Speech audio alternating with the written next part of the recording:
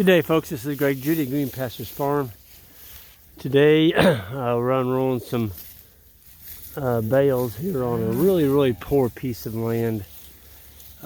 This is a ridge that's kind of out of the way. We've never unrolled any hay back here, mainly because we've never had the cattle on here at this time of year. It's normally the sheep. And we rotate the sheep through this paddock, and the sheep, of course, they don't eat any hay. Even if you roll it out to them, they won't eat it. So we haven't unrolled any here, but the farm, you can see, it's in need of some tender loving care. There's some broom sedge right here. There's just clumps of it all the way down this ridge, and so that's the indicator sign that you got some pretty poor ground.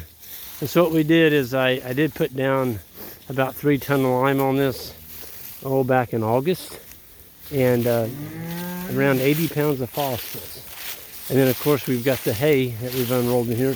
Now this morning we moved them onto this piece. It's a pretty good sized piece. There's 375 head in here, and we gave them about 3 acres. And we didn't give them any hay this morning. We just made them eat the stockpile, and you can tell they're full. But basically what we're trying to do here is feed the soil tonight. And the cows are eating some of this. It's medium quality hay. So one of the bales is real good hay, and then the other 2 that we unrolled were just what I would call average, maybe even a little bit below average hay. It was baled kind of late, and but you know, the cows are picking away at it. So we're hoping that they will only eat about 30%, somewhere around 30% of this. So when we come back in the morning, the other 70% is going to be trampled on the ground, pooped on, peed on, stepped on, laid on, and that's going to be our soil fertility for next year. We're going to see a huge pulse of grass growth in here. And so they'll be in here again. In the morning we'll be moving them, but I'm going to come in here again and unroll some more hay on this one spot. We're just going to really hammer this. And you know, you get this many animals on a small area, there's going to be a lot of poop in here. A lot of poop and a lot of peat. I'm surprised they're eating on that hay, guys. Yeah. I mean they're kind of picking at it. Orchard grass in it. Yeah. That's what it's got going for it. We kind of figured they wouldn't really go after it because they didn't act like they're hungry at all, but I think that good bill got them psyched up, and then sort of like trying to figure out where the heck it went. Yeah. So we took one good bale and started way down at that end and brought it all the way around this paddock, and we ran out of the good bale right over there. And then the other 2 bales are what we call the subpar, just plain old grass. Carbon, yeah. We call them at earthworm food. They're eating it though, so. Yep. They are. We've had some really beautiful weather, folks. It's today. I guess this morning it was cold out here. It was cold, but it was nice. It wasn't that cold. It was like 20. Ben, you're from Massachusetts. It was cold here. It was like 27. It's not that cold. It's perfect working weather. Yeah. Perfect working weather. Yeah, nice. you 2 wait till you get 61. Your blood doesn't flow as good. It's cold out here this morning. Yeah. No, it's been a pretty good winter, really. Better than 15. Yeah, better than 15. Better than -20. And wind. Better than -27. Yeah, that's right. And wind blowing. Yeah. Yeah. Good frost this morning, for sure. Yeah. So we how did we get them up here, guys? We had a lane built, didn't we, basically from the other farm. Yep. We put in a handy dandy gate a couple months ago. Ben and I did.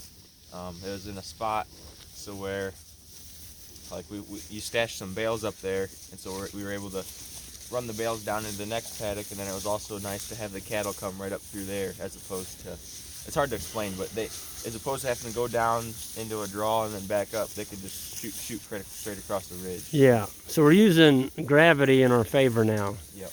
We don't have to go down in a draw. We're using the ridges. And when I hauled these bales in here about 2 months ago, I parked them all up on top of ridges, because I know what it can be like here in the wintertime. If you get, a foot of snow, and you come out with an ATV and you try and hook onto one of those bales with that bale unroller, it's a little bit tough to get them going if you got to pull them uphill. But if you got them on the top of a hill, you're pretty much good to go. You can get on them and get them rolling, and the boys get the netting off, and we're off and running. What do y'all think about that bull calf right there? He's a pretty good little guy. He's a chunk, isn't he? I don't know who his mother is off the top of my head. One of you all threw hay on him. We've been throwing them on a lot of them. They help us spread it. When it gets on their back, they walk away with it. And they drop it somewhere else. They're seeding too. They're spreading seed that way. It's crazy to think about the amount of density we've got on this ridge right now. We've got, what, 370 head? Yeah, a little over that. Yep. What, 2 acres? Oh, no. Less than that? Yeah, probably 1.5 acres max. Yeah. It's not very wide. No. You know, from that tree line over to that tree line, I would say that's no more than 150 feet. But it's probably 400 feet long. So yeah, 1.5 acres or so. Something close to that. The cattle look good. Yeah. Yeah. They're real shiny. Like this bull, you can see he's shiny. Yeah. Yeah. Yeah. Well, you want them hairy in the wintertime. Look at that. Yeah. Boy, he is a chunk. He's real mean. He's doing a lap. He was back here a minute ago. He's going back around. Well, what he did, he went from that good bale and thought, these other cows are eating better. I'm going to go check that out. Nope, this stuff's better. Here's our lead cow, 160. Actually, And both of them. 196. Oh, and 196. Yep, the 2 lead cows right there together. Folks, it's pretty nice when you get a lead cow because all you got to do is kind of holler and show them the gate, and that cow will do all the work for you. Just get out of her way. She'll lead the whole mob up to Yep. where you want to go. Yep, And she'll also lead the whole mob where you don't want her to go. that's right. Do y'all see that little lump right there on her butt? That fat? Yeah. That's a really good sign. Here we are, December 14th, and we still got fat globs on the back of. Her little fat rolls right in there. Yep. That's just a really well conditioned cow. I'll call her fat. That's a fat cow. And I like fat cows. Especially this time of year. Yeah, especially this time of year. Is this the Murray Graves heifer right there, folks? 016? No. No? It's just 020. another really good looking. Boy, she's a good one. My goodness. She's Yeah, beautiful. I don't know how you make them any prettier than that. I can tell you who she is. Who's the mother. Who is the mother of that cow? It'd be funny if it was standing right over here. 520. Oh, yeah. That's her. This No. one, it's right here. Oh, that was the one we were looking at. Yeah. No wonder she looks so good. This is her mama. Well, 520, you are doing a knockout job. She's staying fat. Her heifer looks like it could go on a show ring circuit. And she's just staying in good condition. So when you get a heifer out of a cow like that, folks, keep it. Keep that heifer. Put her into your herd. And pretty soon you'll have a whole herd of them that look like that. Boy, she is pretty. Look at that. I don't know about you all, but I can look at pretty cattle all night. Yeah. Look at that. The little bull. Flash. We call him Flash. The flash. Oh, he's got the flash on his head. Yep. Well, he's a good-looking little guy. I think every time there's a cow in heat, he's one of the little ones right there, learning what to do. Learning what to do. He's maybe a little too short at this point. Yeah. Here's the one. This one up here looks like. I said the other night, I think he's going to be a replacement for 720. Oh, yeah. Y'all thought he might be better than 720. Let's get him. Well, he's dark. 720 was dark like that. Yeah. Boy, look at that. His butt. Oh, He's the one with the short tail. yeah. He's super distinctive. You My can pick him out. goodness, look at that. $9.99. Boy, does he have a butt on him. That's just a calf. By next July, he's going to be quite the man, you know. So low to the ground. Yeah. You don't think you can read a newspaper under him. Have to be a pretty small newspaper. Yeah, that's right. I like the hair coat on him. It's just really fluffy looking. There's Grandma. Oh, yep. There's the grandma. She's got her mouthful of hay. I saw her calf the other day. It looks good. Yeah, it does. Folks, if you could have a whole herd like grandma, she's 19 years old and 17 calves. Here's our friend. Where? He's the one. Oh, 864. She was getting into it this morning. Oh my. Oh, now she wants some more of it. Well, that's a good looking heifer. I don't know if she's gonna. She hasn't calved yet. Yeah, she'd be the last one to calve in 2000. I mean, she was the last one of the later calves in 2018. Yeah, 864. Well, she's a chunk. Well, if she we saw her get bred though. Yeah, I think Yeah, we did. Yeah. We did. She'll calve next year, probably next summer. We'll keep an eye on her.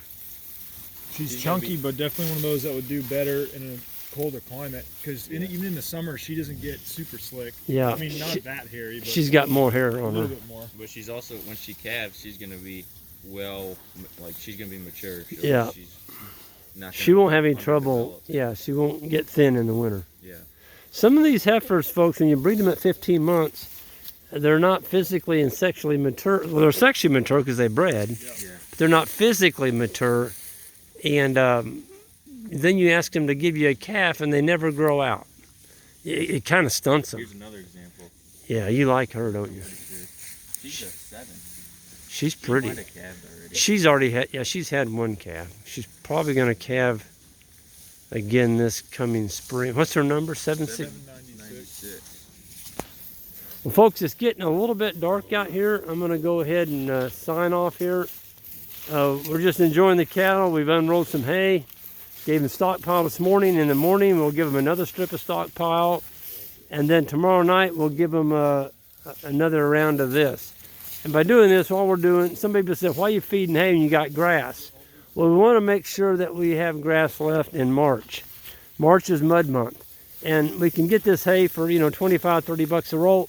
Put it out there. You're feeding the carbon on the land. The cows aren't quite as happy eating it as they would be moving to fresh grass. But if you're limited on pasture, this is a good way to extend your grazing.